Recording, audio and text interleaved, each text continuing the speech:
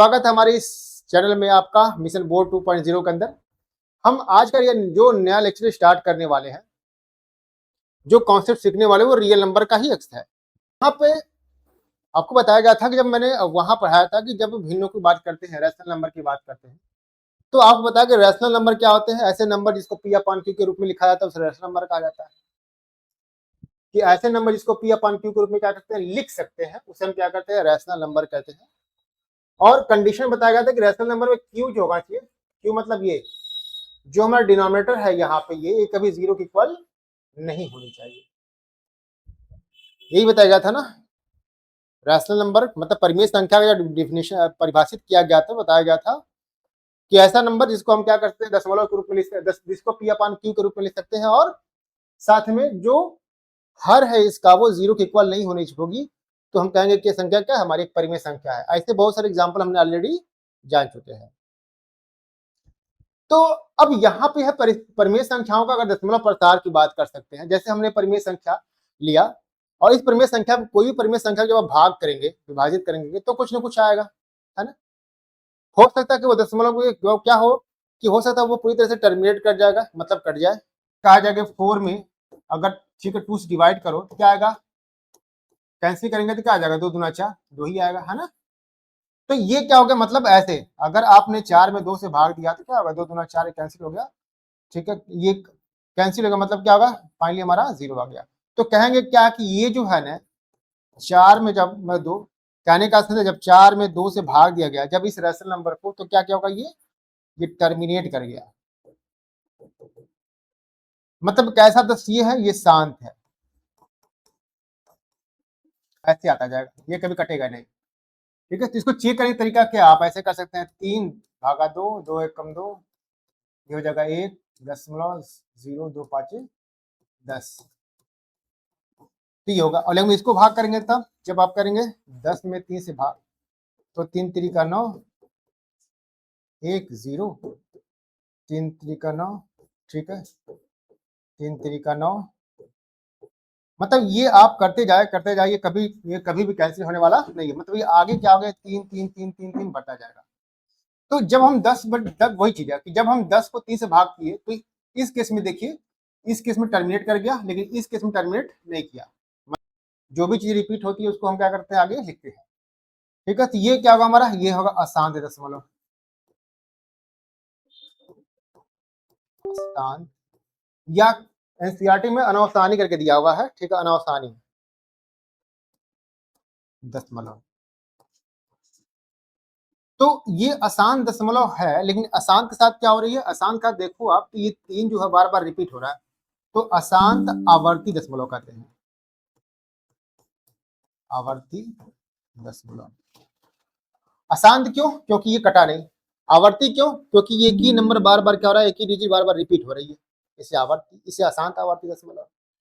ऐसा भी हो सकता है कोई ऐसी दशमलव इस संख्या लिखे, जैसे हमारे में लिखा गया 1 4 3 1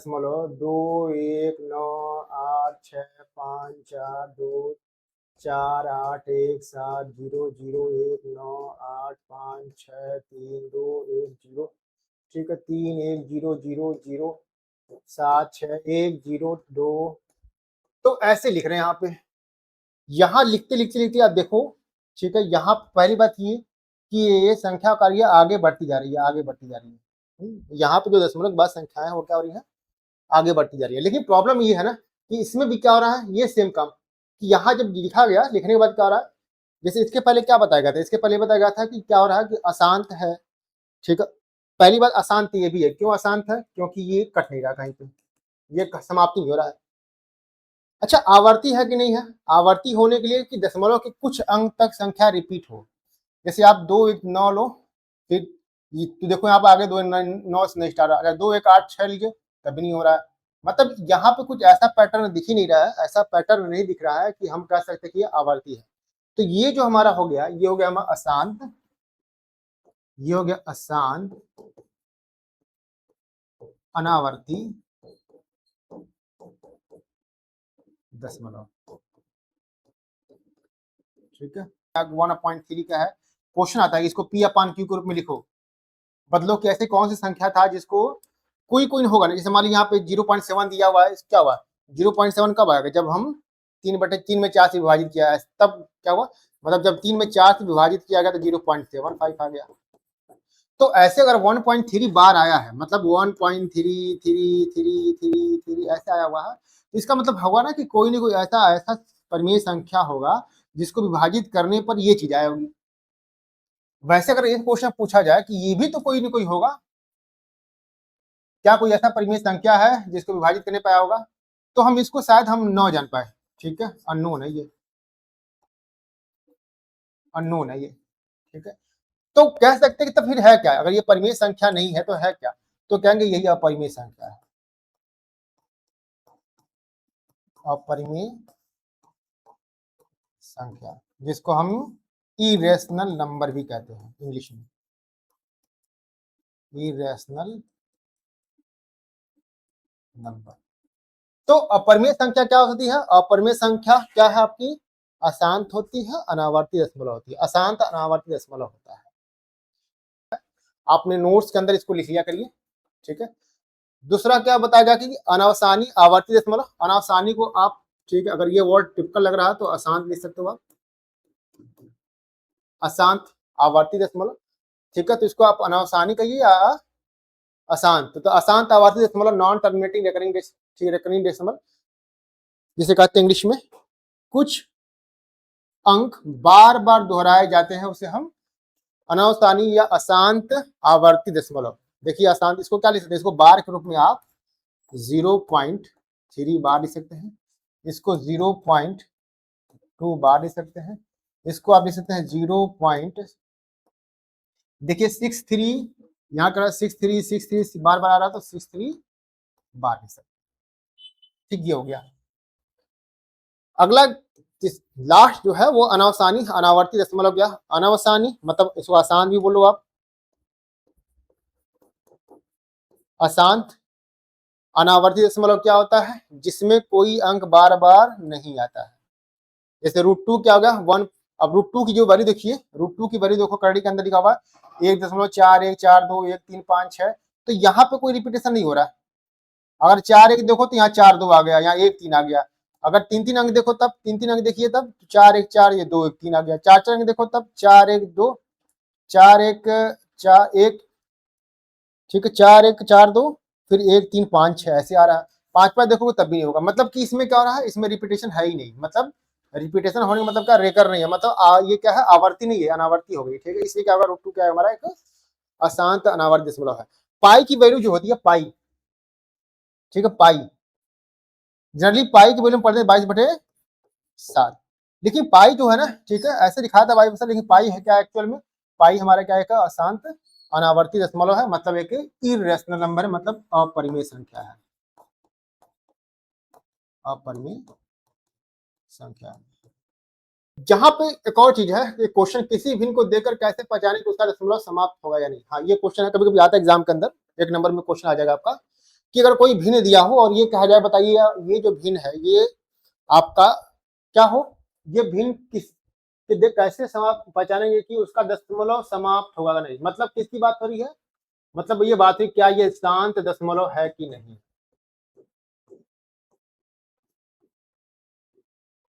ये बात हो रही है कोई भिन्न देख दिया जाए और कहा जाए पूछे शांत होगा नहीं है, मतलब कि जब इसको भाग करोगे आप तो भाग करने के बाद ये मालूम होगा कि नहीं, कैसे मालूम करेंगे, जैसे एग्जाम्पल से समझ में आएगा। जैसे मैंने क्वेश्चन ले लिया, जैसे कहा जाए तीसरी 3/8 दिया हुआ है, या ऐसे ले लो 16/5 दिया हुआ है ऐसे। ठीक है,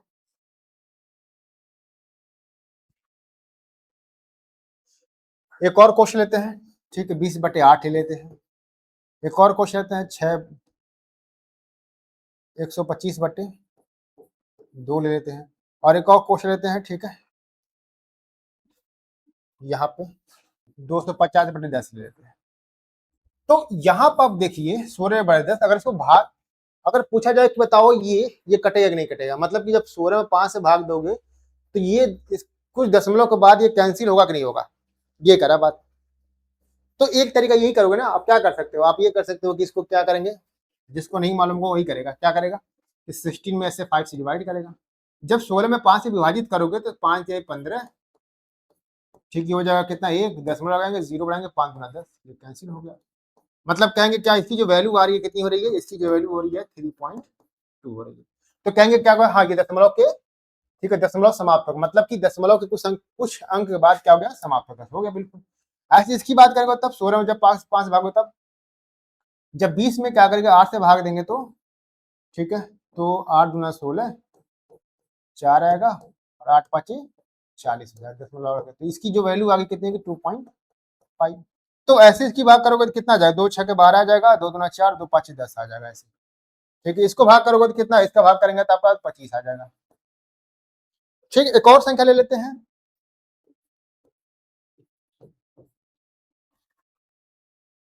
बटे 3 ले लेते हैं इसका। इसको विभाजित करिए तो कितना हो जाएगा, इसको विभाजित करो आप, 215, ठीक है, भागा हो जाएगा 3, 3 7 21 हो जाएगा, 5 3 एकम 3, 2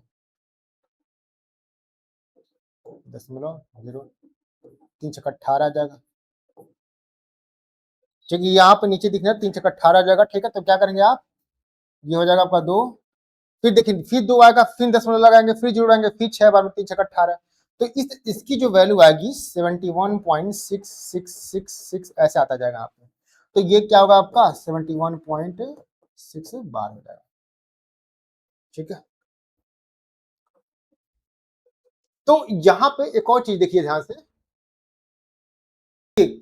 करना का जब भी आपको एक परिमेय संख्या दिया जाए और पूछा जाए बताओ ये, ठीक है, जब विभाजित करेंगे तो ये दशमलव पे समाप्त, कि तो दशमलव समाप्त होगा नहीं, मतलब कि दशमलव की कुछ संख्या बाद ये कट जाएगा कि नहीं कट जाएगा, मतलब टर्मिनेट हो जाएगा कि नहीं हो जाएगा, शांत हो जाएगा कि नहीं होगा, ठीक है। तो इसके लिए करना क्या है, जो भी आपका हर है उसका क्या करो, उसका आप गुणनखंड करो। पहले क्या करना, हर का गुणनखंड करना, पहला स्टेप यही करना है आपका, हर का गुणनखंड करिए।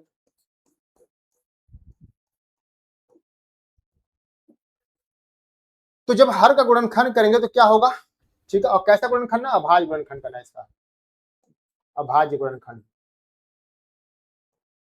क्या करना, हर का अभाज्य गुणनखंड करना है।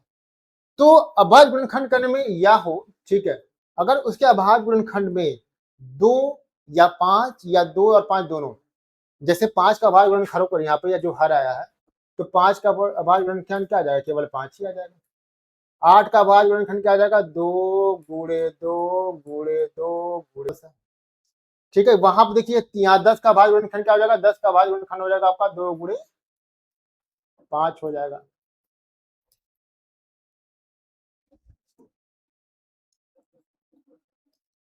इसका 2 गुणे 5 हो जाएगा, ये हो गया अभाज्य गुणनखंड, ठीक है। 3 का देखागा, 3 का कितना हुआ था, ठीक है, 3 का 3 ही हो जाएगा, बस 3 का अभाज्य गुणनखंड 3 ही हो जाएगा। तो ऐसे बहुत से नंबर हो सकते हैं ना, यहाँ पे जरूरी नहीं है कि हर में बस 10 ही हो, हर में बस 5 हो, हर में बस क्या हो 3 हो, ठीक है। ये तो बहुत सिंपल लिया गया। हर के अंदर हो सकता है 21 हो जाए, 21 हो जाए, और यहाँ कोई संख्या हो, ठीक है, 7 2 9 और नीचे 21 हो जाए, तो इसका अभाज्य गुणनखंड क्या हो जाएगा, इसका अभाज्य जो 21 का अभाज्य गुणनखंड होगा 21 का, वो आपका हो जाएगा, ठीक है, 3 गुणे 7 हो जाएगा। हो सकता कोई संख्या हो 820, इसमें अभाज्य गुणनखंड कितनी हो जाएगी, 240 हो जाए, तो इसका अभाज्य गुणनखंड करें कितना आ जाएगा, 2 फिर 2 फिर 2 फिर 2 2 दूना 4 दूना 8 दूना 16, 16 5 80 80 8, ये हो जाएगा 2 दूना 4 4 दूना 8 8 दूना 16 16 5 80 80 आती है 240 हो गया, ठीक। तो इसके अभाज्य गुणनखंड ये हो जाएंगे आपके। तो यहाँ जितने भी हमने परिमेय संख्या लिखा जा रहा है, लिख रहे हैं, उन सबके जो हर है उनका अभाज्य गुणनखंड कुछ न कुछ आएगा। तो आपको क्या चेक करना है, देखिए आपको यही चेक करना, अगर किसी भी अभाज्य गुणनखंड, अगर किसी भी संख्या का या कोई परिमेय संख्या का हर का अभाज्य गुणनखंड करने पर उसके अभाज्य गुणनखंड में क्या है, या तो केवल 2 ही आए, एकदम 2 ही 2 आ रहा है, या तो केवल 5 आए, या दोनों आ जाए, या तो केवल देखो इसके अभाज्य गुणनखंड में क्या हो रहा है, 8 के अभाज्य गुणनखंड में 2 दूना 4 दूना, ये मिस्टेक हो गया यहाँ पे, ठीक है। देखिए इसके अभाज्य गुणनखंड में आप देखो ध्यान से, इसके अभाज्य गुणनखंड में तो केवल 2 आ रहा है, इसके अभाज्य गुणनखंड में केवल 8 5 आ रहा है, इसके अभाज्य गुणनखंड में 2 और 5 दोनों आ रहे हैं। जैसे 240 का अभाज्य गुणनखंड में देखो 240 के अभाज्य गुणनखंड में 2 और 5 दोनों आ रहे हैं। ये अलग बात है कि 2 कितनी बार आया, कई बार आया, 5 एक बार आया, लेकिन इतना कंडीशन होनी चाहिए कि अभाज्य गुणनखंड में 2, ठीक है, कितनों बार आ सकता है, 5 कितनों बार आ सकता है, लेकिन आना चाहिए। अगर 2 या तो केवल 2 आ जाए, या तो केवल 5 आ जाए, या 2 और 5 दोनों आ जाए, तो कहेंगे ये जो संख्या है वो क्या होगी, ठीक है, जो भी संख्या वो दशमलव कुछ संख्या बाद क्या हो जाएगा, वो पूर्णतः विभाजित हो जाएगी। ठीक है, जैसे इसके देखो, इसके अभाज्य गुणनखंड में क्या हुआ, केवल 2 2 आया ना, और जब भाग किया गया था 80 में 2 से, तो क्या गया था, इसकी वैल्यू कितनी आ गई थी, 8 दूना 16, ठीक है, 2.5 आया था। इसका कितना आया था, 5 ये 15, 5 दूना 10 ही आ गया था, है ना। ठीक, इसका देखिए, इसका 25 ही आ गया हुआ है। तो कहने का सेंस यही है कि अगर आपको कहा जाए कि कोई भिन्न देकर ये पहचानो कि वो दशमलव पर समाप्त होगा नहीं, कि 10 का दशमलव समाप्त होगा कि नहीं, तो उसका दशमलव समाप्त तभी होगा जब क्या हो, उसके गुणनखंड में या तो केवल 2 आए, या तो ठीक गुणनखंड में केवल 2, या केवल 5, या फिर 2 और 5 दोनों आए, तो वो क्या होगा, वो हमारा एक शांत दशमलव होगा। ठीक है, तो ये चीज हमारी हो गई समाप्त। दो संख्याओं में से कौन टर्मिनेटिंग तथा कौन, ठीक है, रिकरिंग डेसिमल है। यहाँ 2 9 लिख के जो की संख्या बताइए, ठीक है, क्वेश्चन दिया हुआ है कि संख्याओं में, या संख्याओं लिख लीजिए, संख्याओं में से कौन टर्मिनेटिंग डेसिमल, टर्मिनेटिंग डेसिमल को क्या कहते हैं आप, शांत दशमलव, शांत दशमलव, और नॉन टर्मिनेटिव को हम अशांत दशमलव कह सकते हैं, अशांत दशमलव। ठीक है, अशांत दशमलव, ये दशमलव लिखा गया, ठीक है, अशांत दशमलव, ठीक, दशमलव वो है अशांत दशमलव। तो चलिए चेक करते हैं 2/9 क्या, अब उसको भाग नहीं करना, 9 का क्या करना, अब यहाँ 2/9 तो दिया हुआ है, ठीक है, 2/9, इसमें 9 का फैक्टर करो, 9 का फैक्टर क्या आ जाएगा, 1 1 गुणे 3। तो देखो इसके हर में जो गुणनखंड आया, न तो 2 आया, न तो 5 आया, न 2 और 5, न तो 2 आया है, न तो 5 आया, न तो 2 और 5 दोनों नहीं आया, मतलब 2 और 5 आई नहीं बिल्कुल। इसका मतलब क्या, ये हमारा ये अशांत दशमलव। कहने का सेंस है कि जब इसको भाग करोगे ना आप 2 को 9 में, तो ये कटेगा नहीं, कितना आएगा, 9 दूना 18, ठीक है, फिर बचेगा 2, ये 9.22 ऐसे आता जाएगा, तो 0.2 बार हो जाएगा। ठीक है, चेक करते हैं, गुणनखंड करेंगे आप तो 5 गुणे 5 आएगा, इसका मतलब क्या हमारा, ये हमारा शांत दशमलव है। ठीक, शांत दशमलव हो गया। 40 देखो यहाँ पे तीसरा क्वेश्चन क्या है, 11/40, 11/40। 11/40 में क्या होगा, जब आप क्या करेंगे, आप 40 का फैक्टर करेंगे तो 2 गुणे 2 4 4 5 20 20 गुना 2 गुणे 2 गुणे 2 शांत दशमलव है। ठीक है, लेकिन अगर मान लो इसमें क्या आता है, मान लो कोई ऐसी संख्या होती जिसके, मान लो कोई ऐसी संख्या होती इसके गुणनखंड में 2 गुणे 2 गुणे 2 गुणे 5 गुणे 7 आ गया, तब होता वो, तब वो नहीं होता। तो यही तो बताएगा था। हाँ, यदि पी अपने सबसे सरल रूप में हो और हर के अभाज्य गुणनखंड में केवल 5, केवल 2 या 2 और 5 दोनों हो, तो वो हो गया। तो इसके अभाज्य गुणनखंड में देखिए, ठीक है, 2 है, 5 भी है, लेकिन एक एक्स्ट्रा आ गया 7, इसलिए कहेंगे ये नहीं होगा। ये है क्या वैसे, 2 दूना 4, 4 दूना 8, 8 5 40, 40 से 7 कितना आ जाएगा, 420 हो जाएगा, है ना। तो किसी संख्या में ले लो, मान लो हम लेते हैं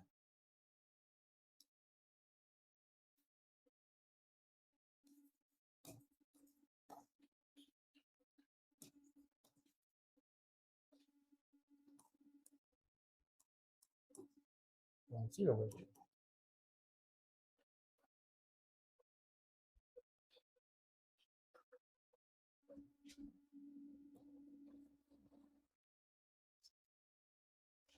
तो यहां से हमने ये समझा कि 40 के गुणनखंड में क्या हुआ, 2 गुणे 2 गुणे 5 आया, इसी का आभाज्य संख्या होगा। तो इसमें करिएगा ना, यहाँ से थोड़ा डिलीट कर दीजिएगा, ये बीच में नहीं लिखे थे संख्या यहाँ पे, ये ध्यान दें। हो जाएगा। वीडियो ये रहेगा सामने और इधर हटाना है। हाँ यहाँ तक रहेगा, मतलब ये इसके पहले का हो जाएगा। बीच में आपका ये 420 लिखे थे यहाँ पे 420 या 420 लिखे थे, वो वाले हटा दीजिएगा। इसी पेज पे हाँ इसी पेज पे था। हम लोग 2 3 5 6 सेकंड के बाद पहले बार 1 मिनट पे काटना होगा। तो इस तरह से क्या होगा हमारा ये चीजें ठीक है हो गई। तो उम्मीद है आपको ये समझ में आ गया होगा कि कब कोई संख्या क्या होगी पूर्णतः विभाजित हो जाएगी, दशमलव के बाद वो टर्मिनेट कर जाएगा, कब नहीं करेगा। तो इसमें ध्यान देना आपको कि अगर ठीक है उसके फैक्टर में जो हर है उसके फैक्टर में क्या हो, या तो केवल 2 आ जाए या केवल 5 या दोनों आ जाए, 2 और 5 दोनों आ जाए, 2 और 5 दोनों ठीक है, 2 और 5 दोनों आ जाएगा तो क्या होगा वो, या केवल 2 आए या केवल 5 आए या फिर 2 और 5 दोनों आए तो क्या होगा टर्मिनेटिंग डेसिमल होगा। चलिए ये वही चीज है जो हमने पहले पढ़ चुके हैं, हम पढ़ चुके हैं, लेकिन रिकॉल किया गया ना यहाँ पे, हमने रिकॉल कराया परिमेय संख्या क्या होती है, जिसे पी और क्यू लिख सकते हैं, ये सब चीजें ठीक है ये हो गया। परिमेय संख्या कुछ विशेषता होती है, दशमलव कभी समाप्त नहीं होता, दशमलव कभी दोहराता नहीं है, मतलब वही दोहराता नहीं मतलब अशांत होता, और ये फ्रैक्शन के रूप में लिख सकते हैं ठीक है। ये नहीं बता सकते आप कौन सा फ्रैक्शन है जिसको विभाजित करने पे ये आया होगा, विभाजित करने पे आया होगा वो चीज आपको नहीं बता सकते। ठीक, एक क्वेश्चन ये है कि क्या √4 जो है ये जो लिखा हुआ √4 एक अपरिमेय संख्या है। तो अभी हमने बताया कि √4 जो है अपरिमेय संख्या नहीं, क्योंकि √4 की वैल्यू कितनी थी 2 और 2 क्या हमारा एक परिमेय संख्या है, क्योंकि 2 को हम 2 पानी के रूप में लिख सकते हैं, जिसका हर कुछ नहीं उसका हर कौन होता है, उसका हर 1 होता है, इसलिए हमारा 2 1 का परिमेय संख्या नहीं है, बल्कि क्या है 2 1 हमारा परिमेय संख्या है। तो उत्तर हो जाएगा क्या √4 एक परिमेय संख्या है, तो आंसर हो जाएगा नहीं। क्यों, क्योंकि √4 को हम क्या लिख सकते हैं 2 लिख सकते हैं ठीक है। तो वही लिखा हुआ कुछ चीजें हैं कि अगर कोई संख्या ऐसी हो, यदि किसी संख्या का वर्गमूल पूर्ण संख्या हो, यदि किसी संख्या का वर्गमूल पूर्ण संख्या हो तो वह परिमेय संख्या होगी। जैसे अभी बताया था ना यहाँ पे ये पीछे 4, जैसे 9 एक पूर्ण संख्या है तो इसका आ जाएगा 3, 25 एक पूर्ण संख्या उसका हो जाएगा ठीक है 5, 169 एक पूर्ण संख्या इसका आ जाएगा 13, 169। तो ऐसे जितनी भी है ना पूर्ण संख्या, अगर उसके पूछा जाए अपरिमेय है तो केवल ये देख कर मत बोलिए कि करड़ी के अंदर है तो अपरिमेय है, ठीक है। ये भी देखिए कि पूर्ण संख्या है कि नहीं, अगर ये पूर्ण होगा तो अपरिमेय संख्या नहीं होगी, अगर ये पूर्ण नहीं होगा तब, अगर ये पूर्ण नहीं होगा तब कहेंगे ये क्या होगा समानता अपरिमेय संख्या ही होगा ठीक है ये। अच्छा क्वेश्चन ये है कि सपोज करिए हमने क्या किया, एक अभाज्य संख्या लिया ठीक है, एक अभाज्य संख्या लिया है, तो मान लो अभाज्य संख्या क्या हो जाएगा, वो अभाज्य संख्या 3 या 2 ले दो, 2 एक अभाज्य संख्या है और 2 क्या कर रहा है ना, 2 एक संख्या है मान लो ठीक है 4 के स्क्वायर को विभाजित कर रहा है।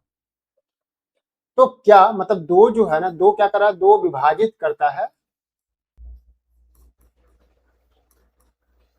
विभाजित कर रहा है किसको 4 के स्क्वायर को।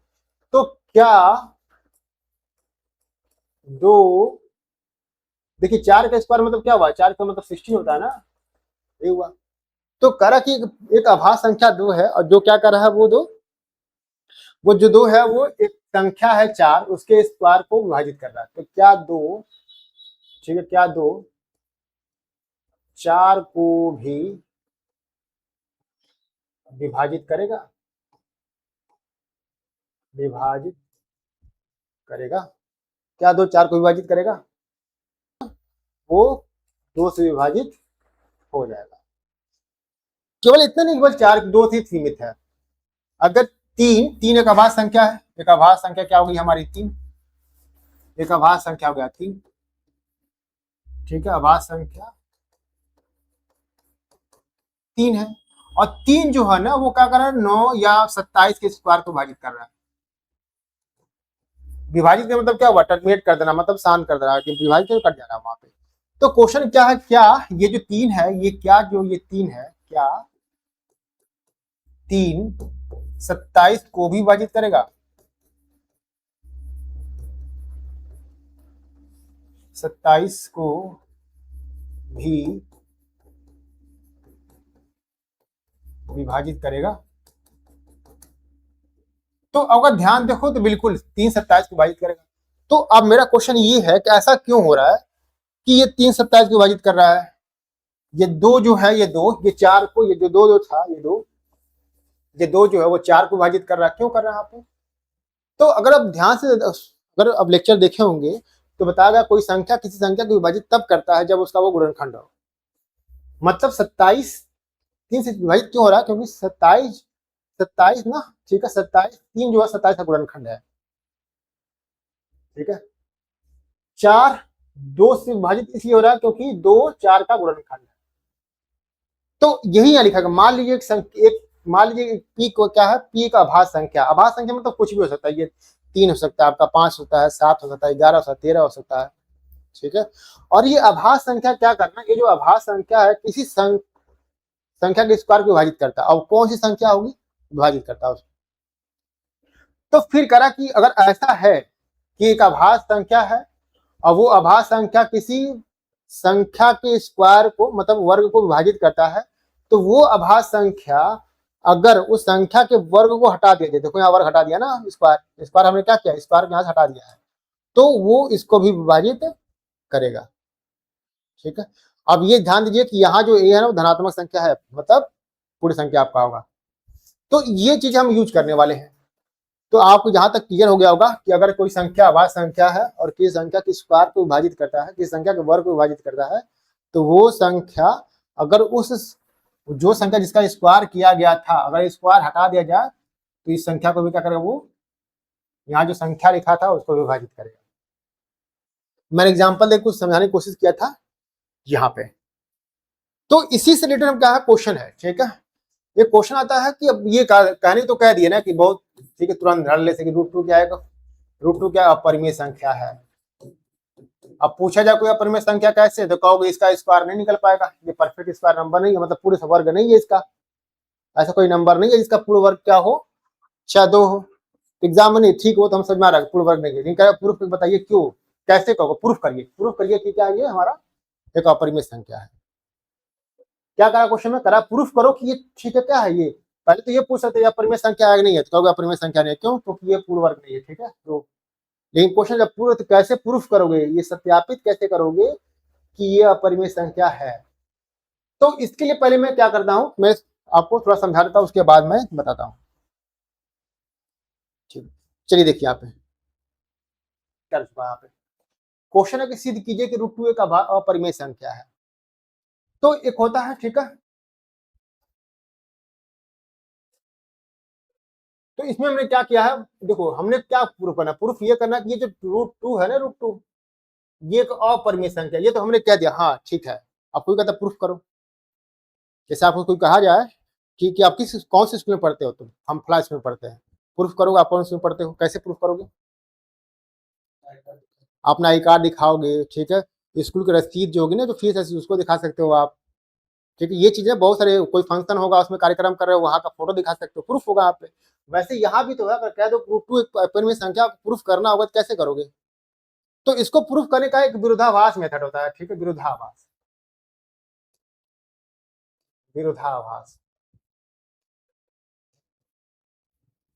ठीक है। ऐसे ऐसे करेंगे, जैसे कोई कहता है मछली, ठीक है, मछली जो है पेड़ पे चढ़ती है और ये कह रहा मछली पेड़ पे नहीं चढ़ती है, तो कैसे हुआ, दोनों की बातें क्या रहे, दोनों का रहे, कह मछली जो है पेड़ पे चढ़ लेती है और कह रहा मछली, ठीक है, पानी में तैरती है।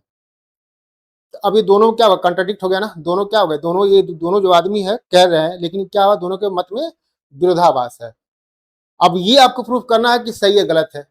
तो क्या करोगे आप, एक ये मछली लाओगे पेड़ पे चढ़ाओगे, अगर मछली पेड़ पे चढ़ गई, मतलब कि जो आदमी कह रहा था कि मछली पेड़ पे चढ़ती है उसकी बात सही निकल गई, ठीक है। अगर मान लो ऐसा हुआ कि पेड़ पर नहीं चढ़ी, इसका मतलब कि जो आदमी कह रहा था कि मछली पेड़ पे चढ़ती है वो उसकी बात गलत निकल गई। और दूसरा ये हो सकता है कि एक आदमी क्या किया, उसने पानी पे ले गया और मछली जैसे पानी में डाला वो चढ़ना स्टार्ट कर दी। तो दोनों की बातें क्या थी, दोनों ने अपना अपना रूल निकाला, ठीक है। एक करा कि मछली पेड़ पे चढ़ती है, एक करा कि मछली पेड़ पे नहीं चढ़ती है, पानी पे चढ़ती है। लेकिन जब दोनों को हमने प्रूफ करने की कोशिश किया तो देखा गया कि मछली जो होती है वो पेड़ पर चढ़ के पानी में ही तैरती है। इसका मतलब क्या हुआ कि जो आदमी कह रहा था कि पेड़ पर चढ़ती है उसका जो था ना मत, ठीक वो गलत निकल गया। मतलब प्रूफ हो गया कि मछली पानी में ही तैरती है, वो पेड़ पर नहीं चढ़ सकती। तो वही चीज यहां भी है, हम ये प्रूफ करना कि अपरिमेय संख्या, तो हम मान लेंगे परिमेय संख्या है, बाद में कहेंगे नहीं नहीं ये गलत मान ली हमने। हम खुद ही मान लेंगे कि ये क्या है, ये √2 जो है ना, हम मान लेंगे √2 क्या है, परिमेय संख्या है तो एक्चुअली अपरिमेय संख्या, लेकिन हमको प्रूफ करना है तो हमने प्रूफ करने के लिए क्या मान लिया कि अपरिमेय संख्या है। बाद में हमारी बात गलत निकल जाएगी, हम ही माने हम ही गलत कर देंगे, ठीक है, और बाद में ये चीजें सही हो जाएगी। कैसे करना है, तो सबसे पहले ये कि ये प्रूफ करना है कि ये जग जाहिर है, लोग जानते हैं कि √2 एक परिमेय संख्या नहीं है, एक अपरिमेय संख्या। आपको ये प्रूफ करना कि अपरिमेय संख्या है। तो सबसे पहले क्या होगा, इसके लिए हम विरोधाभास मेथड का प्रयोग करेंगे। क्या करेंगे, सबसे पहले हम एज्यूम करेंगे कि √2 जो है ना हमारा, √2 एक परिमेय संख्या है। हमने ये माना कि √2 क्या है, परिमेय संख्या है, ठीक है। तो परिमेय संख्या जहां पे, अच्छा परिमेय संख्या मतलब किसको, जब परिमेय संख्या है तो इसको, इसका मतलब जैसे कहा जाए एक एक को प्राइम नंबर मतलब सहअभाज्य संख्या है, सहअभाज्य संख्या है। क्यों, क्योंकि अगर 3 और 5 का जब मौसा निकालोगे ना तो एचसीएफ से कितना जाएगा, एचसीएफ इसका आ जाएगा, मतलब मौसा इसका आ जाएगा, मौसफ आ जाएगा इसका केवल 1, ठीक है, मौसफ 1 आ जाएगा इसका, ठीक है, मौसफ इसका मौसफ 1 आ जाएगा। 16/25, 16/25 भी क्या है हमारा, ये भी 16 भी और 25, क्योंकि दोनों ऐसी कोई संख्या नहीं है जिससे 16 भी भाग हो जाए और 25 भी भाग जाएगा। 2 से 16 होगा तो 25 नहीं होगा, 5 से 25 होगा तो 16 नहीं होगा। इसका मतलब 25/16 भी क्या हमारा एक, 25/16 भी क्या हमारा एक को प्राइम नंबर है, मतलब सहअभाज्य संख्या है। और सहअभाज्य संख्या होने का मतलब ही है कि ये संख्याएं जो होंगी, ये 16 ये केवल एक से ही, मतलब इनका जो हाईएस्ट कॉमन फैक्टर होगा, मतलब मौसा होगा, वो 1 होगा। कहने का मतलब है कि 1 के अलावा और कोई संख्या है ही नहीं जो इन दोनों को विभाजित करेगा, ठीक है। 1 के अलावा और कोई संख्या है ही नहीं जो इन दोनों को विभाजित करेगा। दोनों की बात, दोनों को विभाजित करेगा, ऐसा मत को एक को, दोनों को, मतलब ये 1 से भी विभाजित होगा और 1 से भी विभाजित हो जाएगा। लेकिन और कहो 2 से, तब 2 से कहो तो ये विभाजित होगा, लेकिन ये नहीं हो पाएगा। तो ऐसी हमने जो यहाँ संख्या माना है ना, यहाँ पे ये P/Q, वो क्या है, को प्राइम नंबर है, मतलब सहअभाज्य संख्या है। और सहअभाज्य संख्या होने के मतलब हुआ कि इसका जो हाईएस्ट कॉमन फैक्टर है ना, मतलब इसका मौसा है वो 1 है। एक ही ऐसी संख्या है, एक ही ऐसी संख्या है 1, कि 1 इसको भी डिवाइड करेगा, 1 इसको डिवाइड करेगा, और कोई संख्या डिवाइड इसको नहीं कर सकती। समझे, तो हमने क्या माना, हमने माना कि √2 जो एक परिमेय संख्या है, और वो परिमेय संख्या है, तो इसको हम क्या कर सकते हैं, इसको एक P/Q के रूप में लिख सकते हैं। इसका अंश ये होगा, हर होगा, और दोनों का जो मौसा है ना, वो क्या है, एक, वो 1 है। मतलब कि दोनों संख्याएं क्या है, P और Q सहअभाज्य संख्याएं है, ठीक है। मतलब एक ही 1 ही ऐसी संख्या है, 1 जो दोनों को विभाजित करेगा, ठीक है। 1 ही ऐसी संख्या, 1 इसको विभाजित करेगा और 1 इसको विभाजित करेगा, 1 के अलावा और किसी से विभाजित होने वाले नहीं है। तो अब हमने क्या किया, पहला स्टेप ये, पहला ध्यान दीजिएगा, क्योंकि आप अगर ये सीख गए तो बाकी जो है ना, आगे क्वेश्चन क्या जाएगा, √2 की जगह √3 कर देगा, यहाँ पे √2 जगह क्या कर देगा, √3 कर देगा, √5 कर देगा, √7 कर देगा, ऐसे कर देगा। तो हमने ये माना चाहिए। अब क्या करना, अगले स्टेप में दोनों का स्क्वायर कर देंगे। जब स्क्वायर कर देंगे तो क्या होगा, जैसे हम दोनों का वर्ग करेंगे दोनों पक्षों का, तो √2 का वर्ग जो कितना होगा, √2 का वर्ग होगा 2, और यहाँ पे ये P/Q है ना, P/Q, इसका स्क्वायर करेंगे तो ये स्क्वायर हटेगा तो इसमें चला जाएगा और इसमें चला जाएगा। आपने जब एक्सपोनेंट पढ़ा होगा तो वहां बताया जाता है, ठीक है। तो अब क्या करना है, इसको हम क्रॉस मल्टीप्लाई, देखो आप क्रॉस में मल्टीप्लाई करोगे इसको, यहाँ तो समझ में आएगा होगा। अगर क्रॉस मल्टीप्लाई करोगे, इसका तिर्यक गुणा जिसे कहते हैं, तिर्यक गुणा करेंगे क्या हो जाएगा, आप देखिए 2 बटे कितना था, P²/Q², यही आता ना। जब तिर्यक गुणा करेंगे तो क्या हो जाएगा, ये हो जाएगा आपका 2Q² इक्वल, ठीक है, P²। या इसी को हम ऐसे भी लिख सकते हैं, 2 बराबर P²/Q²। और ध्यान देखो, मैंने इक्वेशन फर्स्ट जो है ना यही लिखा हुआ है, जो इक्वेशन फर्स्ट यही लिखा ना यहाँ पे सीधे सीधे, ठीक है। सॉरी पी क्वेश्चन फर्स्ट नहीं, ये वाला चीज मैंने यही लिखा, ये वाला चीज यहाँ पे ये, ठीक है, ये आपका क्यू स्क्वायर हो जाएगा यहाँ पे। तो अगर क्यू स्क्वायर का लिखे तब, अगर मान लो आपको कहा जाए, ठीक है, यहाँ से ऐसे मत लिखो, क्यू स्क्वायर का फॉर्म लिखो, तो जब क्यू स्क्वायर लिखो तो क्यू स्क्वायर हो जाएगा कितना, पी स्क्वायर बटे 2, है ना, पी स्क्वायर बटे 2। तो ये लिखा गया, यही हमारा क्या इक्वेशन 1 है। तो हमने बीच का स्टेप ये सब गुणा से ना, ये वाला स्टेप हमने क्या किया, गायब कर दिया यहाँ पे, ये वाला स्टेप, तो हमने एक्सप्लेन कर दिया कि ये कैसे आया हुआ है। अब ध्यान से बताइए, ठीक है, इसको हम इरेज करते हैं।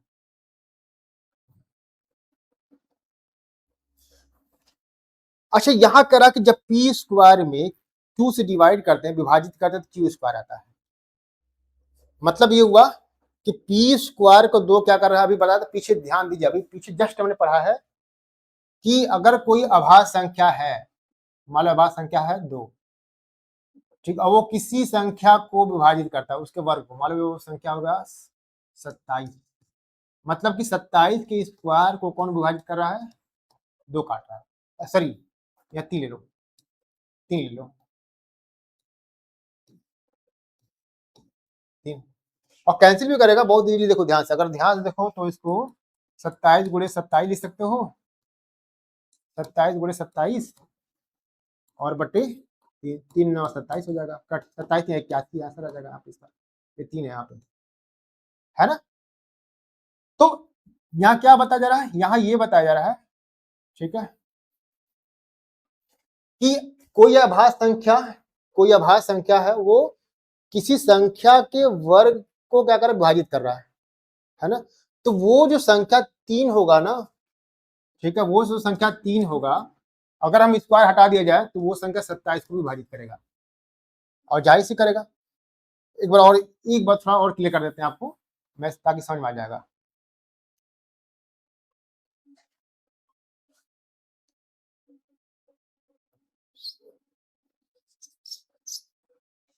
देखिए क्या करना है, 27 गुणे 27 और बटे 3। अब पूछा जाए, बताइए 3 जो है, ये 3 किसको काटेगा, 3 चाहो तो 3 से इसको विभाजित कर दो, या 3 को ऐसे कर दो, है ना। तो वही तो बता रहे हैं कि 3 अगर 27 के स्क्वायर को विभाजित करता है, तो 3 क्या करेगा, 27 को विभाजित करेगा। तो 27 2 बार लिखा हुआ है, तो 27 इसको विभाजित करेगा, तो चाहे इसको मिटा दोगे तभी विभाजित हो जाएगा, और नहीं तो इसको मिटाओगे तब 27 गुणे 27 में अगर इसको भी मिटा दोगे तभी विभाजित कर देगा यहाँ पे 27 को भी। तो वही लिखा हुआ है। तो यहाँ पी स्क्वायर जो है, पी स्क्वायर क्या कर रहा है, पी स्क्वायर ध्यान देखो तो ये 2 से विभाजित हो रहा है, मतलब पी स्क्वायर जो है वो 2 से विभाजित हो रहा है, तो इसका मतलब कि पी भी क्या होगा, 2 से विभाजित होगा। तो वही लिखा हुआ कि पी स्क्वायर 2, पी स्क्वायर को, ठीक है, 2 विभाजित करता है, मतलब पी स्क्वायर को 2 विभाजित करेगा, इसका मतलब पी को, इस पी को ना, इस पी को 2, ठीक है, अगर पी स्क्वायर को 2 विभाजित कर रहा है तो पी को भी 2 विभाजित करेगा, वही लिखा गया यहाँ पे। अच्छा, अगर ये पी जो है ना वो 2 से विभाजित हो जा रहा है, तो कहने का क्या सेंस है, अगर पी 2 से विभाजित हो रहा है तो कहने का सेंस क्या सेंस है कि ये 2 से कौन संख्या विभाजित होती है, जो 2 के गुणज होती है, जैसे 2 4 6 8 10। तो कहने का मतलब है कि यहाँ जो पी लिखा है ना वो 2 का गुणज ही होगा, 2 का गुणज होगा,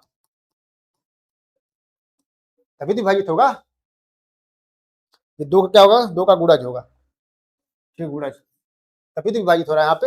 मतलब क्या होता है, यहाँ 2 हो सकता है, 4 हो सकता है, 8 हो सकता है, 10 12 14 कुछ भी हो सकता है। और जब भी 2 का गुणज लिखोगे तो 2 लिखोगे, 4 लिखोगे, 6 लिखोगे, 8, और ध्यान दो उसको करो तो 2 गुणे 1 लिख सकते हो, इसको 2 गुणे 2 लिख सकते हो, इसको 2 गुणे 3 लिख सकते हो, 2 गुणे 4 लिखो। जब भी कोई 2 का गुणज लिखोगे तो उसे गुणज में अगर गुणनखंड करोगे ना, 2 आना ही आना है। तो वैसे ही यहाँ पे पी स्क्वायर 2 से विभाजित करता है, तो पी जो है ना, ठीक है, अगर पी के स्क्वायर को 2 विभाजित करेगा, अगर पी स्क्वायर को 2 विभाजित करेगा तो पी को भी 2 विभाजित करेगा, वही चीज यहाँ लिखी गई है यहाँ पे। तो अगर इसका यूं लिखा हुआ है, यदि P 2 को विभाजित करता है तो इसका अर्थ यह है कि P के अभाज्य गुणनखंड में 2 भी अवश्य आएगा। तो अगर P का अभाज्य गुणनखंड लिखो, P का अभाज्य गुणन मतलब क्या, P जो है यहाँ पे है वो 2 का ही मल्टीपल है, और इसका जब अभाज्य गुणनखंड लिखेंगे जैसे हमने लिखा होगा है, तो हमेशा क्या होगा, इसके गुणज में 2 आना ही आना है, ठीक है। तो जब ये, अब देखो यहाँ पे इसका मतलब क्या हुआ, ये जो P जो है ना, P ये P है, ये 2 का क्या है, 2 का गुणज है, 2 का गुणज है।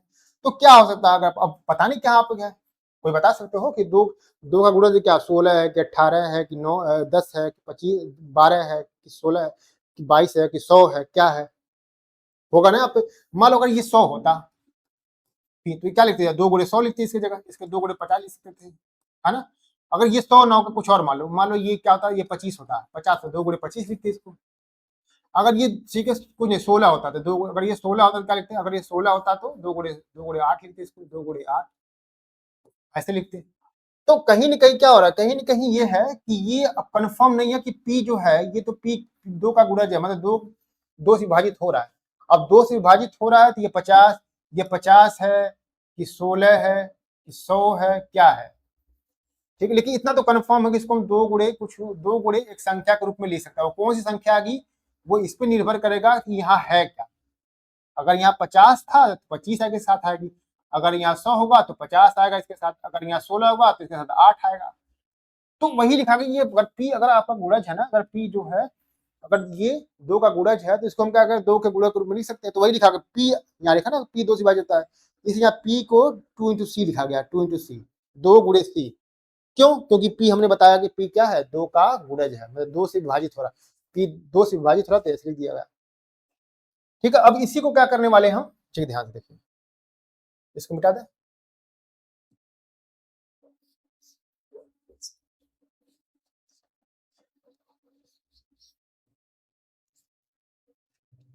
अब यही चीज देखिए यहाँ पे, तो हमने लिखा P क्या है, P 2C है। 2C समझ में आया आपको कैसे हुआ, 2C क्या है। मैं ब्लैक बोर्ड से बाहर इसलिए हो जा रहा हूँ क्योंकि ताकि स्क्रीन दिखाई दे।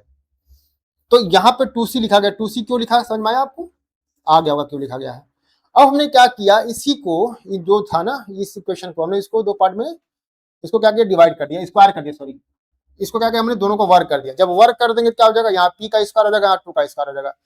मतलब यह जब P 2C लिखा हुआ था, हमने दोनों क्या किया, दोनों साइड का वर्क कर दिया। जब वर्क करेंगे तो P स्क्वायर हो जाएगा, वर्क करेंगे तो क्या हो जाएगा आपका P स्क्वायर, और यहाँ जाएगा 2 का स्क्वायर 4 और C का स्क्वायर ये हो जाएगा। तो वही चीज यहाँ लिखेंगे, ठीक है, P स्क्वायर 4C स्क्वायर, ठीक है। अच्छा अब ध्यान से देखो यहाँ पे, ये Q है, अब ध्यान से देखिए यहाँ नीचे, यहां हमने ठीक है P स्क्वायर 4C स्क्वायर लिखा हुआ, और हमने ये जाना है कि P स्क्वायर जो है ना, वो P स्क्वायर जो है, ठीक है, वो किसके इक्वल है। आप इक्वेशन 1 से देखिए, यहाँ पे इसको मिटा देना, नहीं यह समझा देता है। इक्वेशन 1 देखो, इक्वेशन 1 आप, ठीक है, समीकरण 1 देखिए, समीकरण 1 देखोगे आप तो समझ में आ जाएगा कि ये जो P स्क्वायर है क्या लिखा हुआ है, Q square equal to P square बटे 2 ऐसे लिखा हुआ है। तो यहां से P स्क्वायर की वैल्यू कितनी जाएगी, यहां से P स्क्वायर की वैल्यू आ जाएगा 2Q स्क्वायर, दिखा, इस इक्वेशन से बात हो रही यहां से जो है। तो हमने क्या किया, अब इस P स्क्वायर की जगह यहाँ जो P स्क्वायर था ना, इसकी जगह क्या लिख दिया, सीधे सीधे उठाकर 2Q स्क्वायर लिख दिया गया, ठीक है, दिख रहा होगा यहाँ पे 2Q स्क्वायर। अब जब इसको सॉल्व करोगे, ठीक है, इसको मिटाते समझ में आ गया होगा। तो 2Q स्क्वायर लिखा, अब करना क्या ना आप, तो यहां देखो क्या लिखा हुआ, 2Q square 2Q square is equal to 4C square. मतलब क्या होगा, यहाँ से आप इसको सॉल्व करोगे, 2 कम 2, 2 दूना 4, तो Q स्क्वायर का जो वैल्यू आ गया वो 2C स्क्वायर हो गया। मतलब लिख सकते हैं C स्क्वायर, 2 इधर भेज दो तो Q स्क्वायर बटे 2। अब फिर वही चीज आ गई जो ऊपर का था, वही चीज, जैसे यहाँ देखो Q स्क्वायर जो था, Q square is equal to P square by 2, ऐसे दे दिया ना, Q square upon 2 equal to 2। तो कहने का सेंस क्या होगा, अगर Q स्क्वायर देखो, अगर Q स्क्वायर ठीक है 2 से विभाजित होता है, तो कहने का सेंस है, लिखो अगर Q स्क्वायर 2 से विभाजित होता है तो Q क्या करेगा, Q को भी 2 छूट गया यहाँ पे, ठीक है। अगर Q स्क्वायर 2 से विभाजित होता है तो Q जो होगा ना, अगर Q स्क्वायर 2 से विभाजित होता है तो केवल Q भी जो होगा वो 2 से विभाजित होगा, वही चीज यहाँ पे लिखा गया है यहाँ पे। अब ध्यान से दो, अब ध्यान दीजिए, तो यहां क्या हुआ, एक बार माना गया है, एक बार हमने ये निकाला, एक बार कहा कि कलर चेंज कर तब ज्यादा क्लियर होगा, ग्रीन, ठीक है। ध्यान देखो यहाँ पे,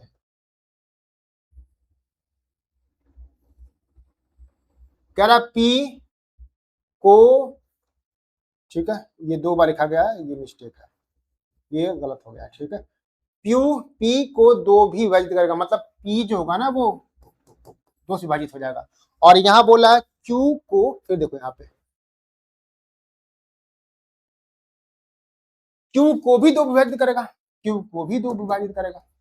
मतलब हमने जब हमने इसको पी अपान क्यू को, जब पी अपान क्यू को रैशनल नंबर माना था, मतलब परिमेय संख्या माना था, तो हमने तब क्या माना था कि पी और क्यू ऐसी संख्या है जो क्या है, सअभाज्य है, मतलब एक के अलावा, इसको एक के अलावा और कोई विभाजित नहीं कर सकता।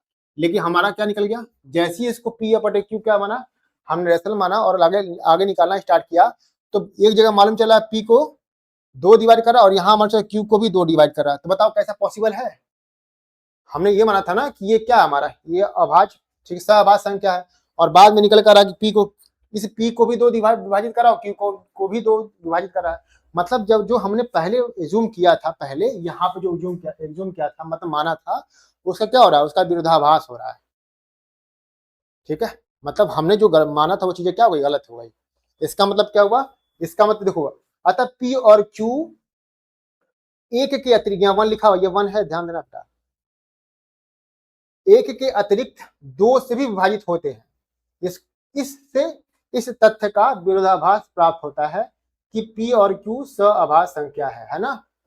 विरोधाभास हो गया नहीं हो गया, कि पहले हमने माना था कि पी और क्यू क्या है, 1 से डिवाइड हो रहे हैं, और अभी क्या रहा, दिख रहा है कि पी और क्यू 2 से भी डिवाइड हो रहा है। तो हमारा जो तथ्य था पहले माना हुआ, यहाँ पर क्या रहा, उसका विरोधाभास हो जा रहा है। तो तो ये हमारी जो संकल्पना है ना विरोधाभास, ठीक है, जो हमारी संकल्पना वो कैसी हो गई, बिल्कुल गलत हो गई। तो कहने इसका मतलब हुआ कि ये √2 जो है, √2 वो क्या एक परिमेय संख्या है, ठीक है, वो क्या एक अपरिमेय संख्या, परिमेय अपरिमेय संख्या है। इतना समझ में आया आपको, ठीक है। तो ये इसका प्रूफ है। पहले क्या एज्यूम करेंगे, पहले मानेंगे कि जो भी आएगा, कि सबसे पहले कि जो भी संख्या है, अगर प्रूफ करना आपको, सबके लिए होगा भी, और कभी कुछ क्वेश्चन आपको मैं और करा दूंगा ताकि वो ज्यादा क्लियर हो जाए। तो पहले आप क्या मानेंगे आप कि √2 क्या एक परिमेय संख्या है, परिमेय संख्या, तो उसको हम पी अपान क्यू के रूप में, किसी बुक में ए अपॉन बी लिखा होगा, यहाँ पे ए लिखा होगा, यहाँ बी लिखा होगा, कोई दिक्कत नहीं, आप मान सकते हो, ए अपॉन बी भी मान सकते हो, ठीक है। तो इसमें बहुत, ठीक है, सोचने की बात नहीं है कि आपको कंफ्यूजन हो जाए। तो हमने परिमेय संख्या माना, दोनों का वर्ग किया, वर्ग करने के बाद आया, ठीक है। उसके बाद क्या हुआ, इसको लिखा कि पी स्क्वायर को 2 विभाजित करता है, तो पी को भी 2 विभाजित करेगा, इसका मतलब पी क्या है, पी, ठीक है, यहाँ पे ऐसे, तो हमने पी को 2c मान लिया, सॉल्व कर लिया यहाँ पे, फिर यहाँ पे वही काम किया गया, ऐसे कर लिया, ठीक है। और लास्ट में ये चीज हमने लिख दिया। तो ये चीजें जो है, ठीक है, एक और को इसी में अगर क्वेश्चन कह दिया जाए तो बताइए बेटा, ऐसे कर दो कि आप ये यहाँ √2 न लेकर √3 कर दो।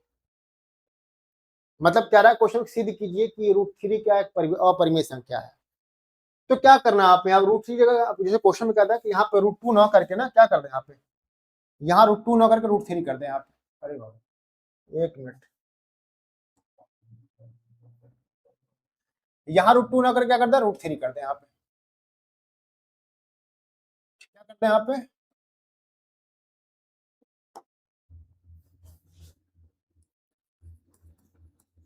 यहाँ √3 कर दें। करे जो √3 है, प्रूफ करिए कि ये क्या है, एक सत्यापित करिए, सिद्ध करिए कि अपरिमेय संख्या है। तो क्या करना है, माना आप यहाँ क्या जाएगा, जहां जहां हमारा √2 है, यहाँ जाएगा √3, ठीक है। एक काम करता हूँ,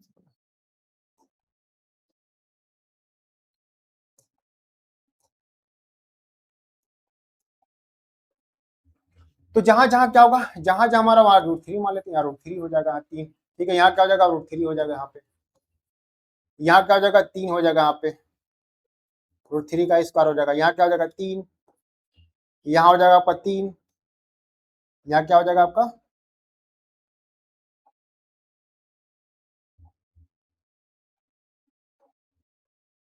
यहाँ हो जाएगा 3,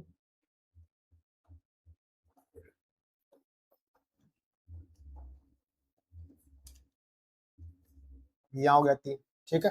तो यहाँ क्या हो जाएगा, यहाँ पे पी स्क्वायर इसकी जगह क्या हो जाएगा, इसकी जगह आप लिखेंगे क्या आएगी, इसके लिखेंगे आप 3, यहाँ भी 3 हो जाएगा, ठीक है। यहाँ भी 3 हो गया, तो पी स्क्वायर 3 को विभाजित करता है, इसलिए पी स्क्वायर, ठीक है। पी को 3, यहाँ पे भी 3 ही हो जाएगा, यहाँ भी 3 हो जाएगा, ये 3 विभाजित करेगा। यदि P को यहाँ जहां जहां दो वहां वहां 3,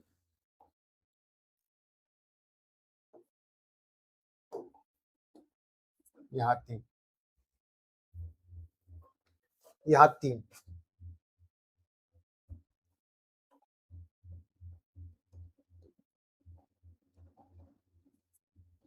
3 भी अवश्य आएगा। तो अब यहाँ क्या लिखेंगे, यहाँ पर आप क्या करेंगे, यहाँ पर 3 लिख देंगे, यहाँ पे,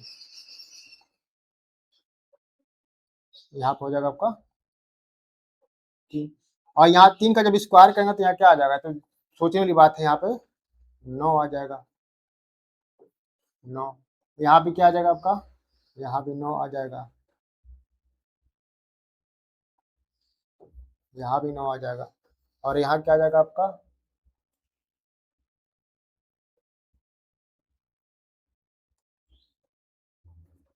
3 पी का स्क्वायर हो जाएगा। जब यहाँ भाग करोगे तो क्या आ जाएगा, 3 कम 3 यहाँ 3 आ जाएगा, यहाँ 3 आ जाएगा। तो अब यहाँ लिखो क्यू स्क्वायर को यहाँ पे 3,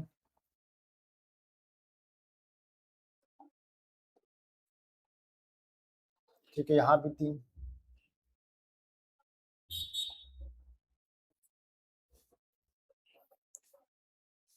ठीक है। और यहाँ एक क्या थी, यहाँ आपका, यहाँ भी 3, इसे तत्व प्योर क्यू आवाज, और यहाँ भी आपका 3।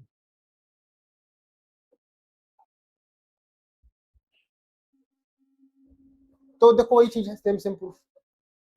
माना √3 एक परिमेय संख्या है, तो परिमेय संख्या जिसको पी अपार क्यू कर भी सकते हैं, जहाँ पी और क्यू क्या है, पी और क्यू सहवास संख्या है, जहाँ क्यू 0 के बराबर नहीं है। दोनों पुष्ट का वर्ग कर दो, √3 का square 3, P square Q square हो जाएगा, ठीक है। ये तो क्रॉस जब त्रिज्या गुणा करोगे तो क्या हो जाएगा, यहाँ से क्यू स्क्वायर की वैल्यू हो जाएगा पी स्क्वायर बटे 3 आ जाएगा। जब पी स्क्वायर बटे 3 आएगा मतलब 3 क्या करता है, पी स्क्वायर को भी विभाजित करता है, इसलिए 3 पी को भी विभाजित करेगा, मतलब तो क्या होगा, पी क्या है, पी के मतलब 3 का कोई मल्टीपल है, कोई मल्टीपल है, इसलिए यहाँ लिखा गया पी इक्वल टू 3c, दोनों का वर्ग कर दिया गया, वर्ग करने में क्या होगा, ये आ गया। अब इक्वेशन 1 देखो, पी स्क्वायर की वैल्यू कितनी है, पी स्क्वायर की वैल्यू निकालो 3q स्क्वायर का, 3q स्क्वायर हो जाएगा, ये 3 से कैंसिल हो जाएगा, 3 3 का 9 तो हो जाएगा, सी स्क्वायर की वैल्यू कितनी हो जाएगी, सी स्क्वायर की वैल्यू 3 बार में कटेगा ना, तो सी स्क्वायर का जो मान होगा क्यू स्क्वायर बटे 3 हो जाएगा। फिर वही कि क्यू स्क्वायर को 3 विभाजित करता है, इसलिए क्यू को भी 3 विभाजित करेगा।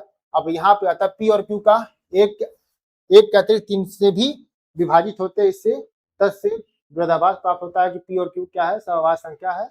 यह विरोधाभास हमारी गलत संकल्पना के प्राप्त हुआ है कि √3 एक परिमेय संख्या है, अतः हम कह सकते हैं कि √2 एक क्या है, √2 एक अभाज्य संख्या, एक अपरिमेय संख्या है। अब इसी को आपको होमवर्क दे देते ना, आपको होमवर्क ये है कि आपको करना क्या है ना, आपको यहाँ पे 5 कर लेना है, ठीक है, 5 कर लेना है, 5 7 9 जो भी है, 9 तो 9 नहीं हुआ, 9 क्या, 9 तो पूरी संख्या हो जाएगा ना, वो नहीं, तो 5 करके चेक कर लीजिएगा, 7 करके, सब एक चीज है, बस थोड़ा सा यहाँ पे आपको समझने की जरूरत है, हो जाएगी। तो इस तरह से क्या होगा, हमारा ये प्रूफ हो गया कि √5 क्या एक परिमेय संख्या है। तो ये आपका होमवर्क, ये वाला क्वेश्चन आपका होमवर्क। ऐसे एक और होमवर्क, √7 को प्रूफ करिएगा, √7 क्या है हमारा अपरिमेय संख्या है, वो भी प्रूफ कर लीजिएगा। चलिए नेक्स्ट स्लाइड पाते हैं यहाँ पे, ठीक है। ये दिया भी है, ये 2 क्वेश्चन में दिए, ध्यान दीजिएगा, अलग अलग क्वेश्चन है। प्रूफ करिए √3 क्या एक परिमेय संख्या है, जब ये पूरा मतलब इसको कैसे प्रूफ करोगे आप, ऐसे प्रूफ करोगे, हमने प्रूफ कर दिया, देखो √3 वाला प्रूफ किया ये वाला, ठीक है, ये हो गया। और √5 क्या है, √5 होमवर्क दिया ना, √5 वाला क्या होगा आपका होमवर्क हो जाएगा, ये वाला क्वेश्चन आपका होमवर्क है, ठीक, ये मैंने पीछे प्रूफ कर दिया, ठीक। अगले आते हैं नेक्स्ट, कुछ इंपॉर्टेंट पॉइंट्स है जो क्लास 9 में भी आपने पढ़ा होगा कि परिमेय संख्या में, जो परिमेय संख्या में जोड़ते हैं तो परिमेय संख्या ही मिलती है, अपरिमेय संख्या को अपरिमेय संख्या में जोड़ते हैं, जरूरी नहीं है कि अपरिमेय संख्या है, निश्चित नहीं है, ठीक है। ऐसे ये जितने भी पॉइंट्स है आप इसको नोट करके रखिए, ठीक है। आपके एग्जाम लेवल पे थोड़े से, कॉम्पिटिटिव एग्जाम लेवल पे थोड़े से इंपॉर्टेंट है आपके। क्या 81, ठीक है, एक परिमेय संख्या है, कारक से बताइए। तो मैंने अब ध्यान देखिए, जब समझाया था तो मैं बताया था 4, 16, 169, ठीक है, 144, ये जितनी भी संख्या है क्या है यहाँ आप लिखे हुए, ये सब सब क्या संख्या है, पूर्ण संख्याएं हैं। पूर्ण वर्ग इसका होता है ना, किसी की संख्या का पूर्ण वर्ग है। इसका मतलब ये क्या है, इसका 2 हो जाएगा, इसका 4 हो जाएगा, इसका 13 हो जाएगा, इसका 12 हो जाएगा। तो मतलब क्या आ गया, इसका क्या हो जाएगा, 9 हो जाएगा। तो क्या है, क्या √81 परिमेय संख्या है, उत्तर हो जाएगा हाँ, ठीक है, हाँ, मतलब यस। क्यों, क्योंकि हम, जी हाँ, क्योंकि √81 को हम 9/1 के रूप में लिख सकते, ठीक है। और भी डिटेल लिखना लिखो, लिखोगा रूट कि 81 क्या है, 81 एक पूर्ण वर्ग संख्या है जिसका वर्गमूल, ठीक है, 9 आता है, और 9 को हम 9/1 के रूप में लिख सकते हैं, इसलिए, ठीक है, अंडर रूट में, मतलब इस अंडर रूट 81 जो है वह एक परिमेय संख्या है। सिद्ध कीजिए कि एक क्वेश्चन और ले लो आप,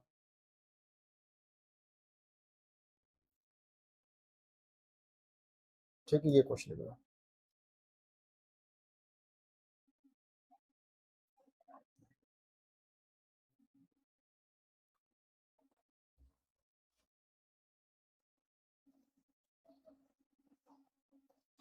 अगला क्वेश्चन ये आपका है कि प्रूफ करिए कि क्या करना है कि ये जो 5 + √3 है, क्वेश्चन नंबर 2, क्वेश्चन 2 जो कह रहा है प्रूफ करो कि क्या है, 5 √3 वो क्या है, एक अपरिमेय संख्या है। तो बताया था कैसे करने के लिए, कंट्राडिक्शन मेथड। तो क्या करना आपको, ठीक है, कि आप क्या करेंगे, माना 5 + 5 + √3 के एक परिमेय संख्या है, संख्या। अच्छा, इसके पहले मैंने कुछ लिखवाया था, ध्यान दीजिए तो यहाँ पे, कि अगर परिमेय संख्या में परिमेय संख्या जोड़ते, परिमेय संख्या में अपरिमेय संख्या जोड़ते अपरिमेय संख्या मिलती है, परिमेय संख्या में परिमेय संख्या जोड़ेंगे तो परिमेय संख्या मिलेगा, परिमेय संख्या में परिमेय संख्या जोड़ेंगे तो परिमेय मिलेगा। परिमेय में से परिमेय घटाओगे तो, अगर परिमेय में से परिमेय ही घटाओगे ना तो भी परिमेय ही मिलेगा, तब भी परिमेय मिलेगा, ठीक है। परिमेय में से जब परिमेय घटाओगे तो क्या मिलेगा, परिमेय मिलेगा। तो यही चीज यहाँ यूज कर लेंगे हम। क्या करेंगे, यहाँ पे हमने ये मान लिया कि 5 + √3 जो क्या है, अपरिमेय संख्या है, मतलब 5 + √3 जो है वो परिमेय संख्या है। जब परिमेय संख्या है इसको P/Q को लिख सकते हैं आप, लिख सकते हैं ना आप, क्योंकि है तो इसको, इसका हर अंश होगा कुछ ना कुछ। अब क्या करते हैं, इसको हम पक्षांतर करते हैं, √3 ऐसे रखते हैं, P/Q रहते हैं, और ये हो जाएगा आपका -5। अच्छा ये बताइए, यहाँ पे ये जो √P/Q हमने क्या माना था इसको, ठीक है, √Q है, एक परिमेय संख्या है, ठीक है, रूट माना √5 + √3 एक परिमेय संख्या है, ठीक, इसलिए इसको हम क्या कर सकते हैं, ठीक है, इसको P/Q माना गया, लिख सकते हैं। तो यहाँ P/Q क्या है, परिमेय संख्या, 5 क्या है, परिमेय संख्या, और जब ये 5 इधर चला गया तो -5, तो परिमेय संख्या में से, जब परिमेय संख्या में से परिमेय संख्या घटाओगे ना आप, परिमेय संख्या में से परिमेय संख्या घटाओगे तो परिमेय संख्या ही आएगी। इसका मतलब ये ओवरऑल क्या आ रहा है, ओवरऑल ये जो आ रहा है, ठीक है, यहाँ लिखते हैं, ये पूरा फाइनली क्या आ रहा है, परिमेय ही आ रहा है। ध्यान दो यहाँ पे, ठीक है, इसको थोड़ा सा हम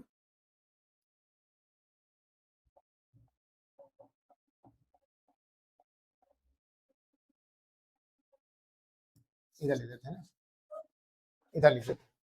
तो यहाँ पे क्या गया, 5 + √3 = P/Q। तो यहाँ से √3 की जो वैल्यू हो गई वो P/Q -5, और ये क्या है, परिमेय संख्या है,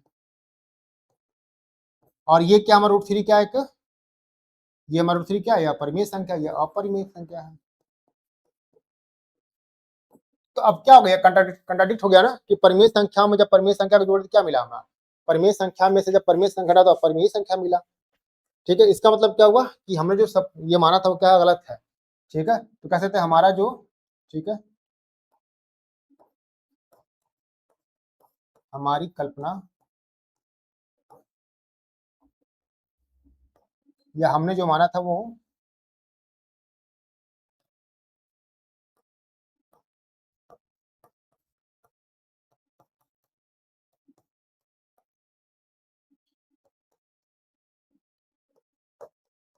कि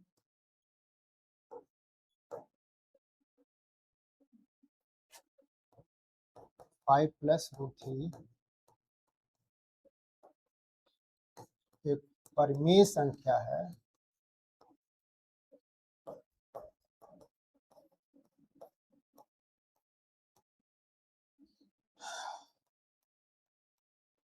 गलत सिद्ध हुआ, गलत सिद्ध हुआ। ठीक है, हुआ। अतः 5 प्लस रूट 3 क्या है, एक अपरिमेय संख्या। अब यहाँ पे ये दिमाग मत लगेगा ना दोनों का स्क्वायर करेंगे, ये सब इतना करने की जरूरत आपको नहीं है, बस सिंपल सही है। जैसे और भी क्वेश्चन है ना, कहा जाएगा रूट 5 करो, ये जैसे 2 रूट 5 क्या है, परिमेय संख्या, तुम्हारी ये परिमेय संख्या है, लिख सकते हैं। रूट 5 क्या जाएगा इधर, रूट 5 इक्वल हो जाएगा आपका कितना, ठीक है, p बटे 2 क्यों। तो ये क्या हमारा इधर लेफ्ट में परिमेय निकल गया, ये हो गया परिमेय, तो ये भी हमारा विरोधाभास हो गया कि p रूट 5 क्या एक परिमेय संख्या नहीं है, क्योंकि दाएं पक्ष में देखो तो दाएं पक्ष में क्या आ रहा है, एक परिमेय संख्या और बाएं पक्ष में क्या आ रहा है, एक अपरिमेय संख्या आ रहा है। तो हमने जो गलत माना, जो एजम्पशन माना था हमने, जो मैं संकल्पना थी कि रूट पी अपान क्यू क्या है परिमेय संख्या, वो गलत हो गई। ठीक है, सिंपल से लिख सकते हैं कि यही चीज कि हमने जो माना था कि यहाँ पे क्या हो जाएगा 2 रूट 5 एक परिमेय संख्या है, ठीक है, वह गलत सिद्ध हुआ, वह गलत सिद्ध हुआ। अतः टू रूट 5 क्या है तो अपरिमेय, यहाँ पे हो जाएगा, यहाँ हो जाएगा आपका रूट, यहाँ हो जाएगा 2 रूट 5 एक अपरिमेय संख्या है। ठीक, ये हो गया। और भी क्वेश्चन करेंगे इसमें हम आगे चल के। ठीक है, तो ये हमारा लेक्चर आज का यहाँ पे खत्म होता है। उम्मीद है आप इसका प्रॉपर नोट्स बनाएंगे, रिवीजन करेंगे और मेहनत से पढ़ेंगे। आप जो भी चीजें पढ़ाई जा रही है उसको आप प्रॉपर रिवाइज कर रहे होगे, क्योंकि पहले लेक्चर में बताया था मैंने कि मैथ प्रैक्टिस पे आती है, जितना अधिक प्रैक्टिस करेंगे उतना ज्यादा सही रहेगा। तो आपको जो भी कोर्स बुक्स हैं उसको आप बार बार रिवाइज करिए, पढ़िए, नोट्स तैयार करिए। ठीक है, एग्जाम बेस्ड क्वेश्चन है। तो आपसे रिक्वेस्ट है कि हमारे चैनल को भी क्या करिए, आपको अपने दोस्तों के साथ अपने ग्रुप में शेयर करिए, सब्सक्राइब करिए। ठीक है, और रेगुलर बने रहिए, क्योंकि आप हमसे जुड़ेंगे ना तो हमको मोटिवेशन मिलेगा कि हाँ कि बच्चे हमसे जुड़े हुए हैं।